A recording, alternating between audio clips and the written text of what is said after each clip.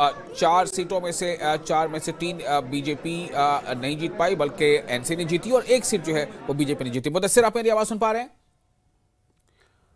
मुदस्सिर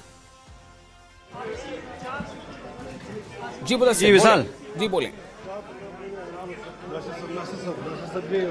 हाँ, सवाल दोहराइए आप। जी मुदस्सिर, मेरा सवाल यही था कि ये 4 सीट पर जीत का नतीजा तो आ ही गया, जिसमें से 3 नेशनल कॉन्फ्रेंस को और 1 सीट जो है वो बीजेपी को मिली है। तो इमरान नबी डार की तरफ से क्या कमी रह गई होगी? जो चौथी सीट पर एनसी के उम्मीदवार थे, क्या रह गया होगा मामला जो इमरान नबी डार के सर पर जीत का सेहरा नहीं बन पाया?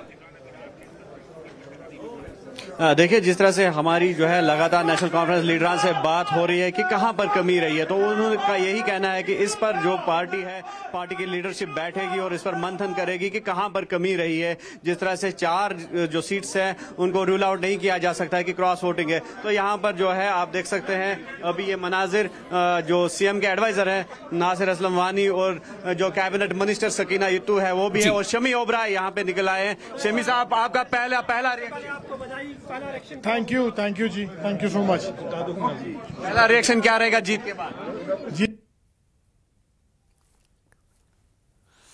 तो शमी हम जाएंगे जी पार्लियामेंट और जम्मू कश्मीर के हर आवाम की हम वहां जाके मुश्किल जो भी हैं उनको मुश्किलों को हम उनको हल करने की कोशिश करेंगे, एड्रेस करेंगे, जो है अपनी मांगे रखेंगे और आगे देखते। नजरें काफी है आप पर, तो किस तरह से लोगों की उम्मीदों पर खरा उतरे? क्या कहा आपने? काफी नजरें हैं, काफी उम्मीद है आप पर। जरूर मैं उतरूंगा जी, जरूर उतरूंगा, हर आदमी की उम्मीदों पे उतरूंगा, जो मैं कर सकता हूं जरूर करूंगा और उम्मीद करता हूं, शुक्रिया करता हूं अपनी लीडरशिप का, पार्टी का, नासिर सुगामी साहब का, सकीना जी का, सारे एमएलए का, जावेद डार साहब का, डिप्टी सीएम चौधरी साहब का।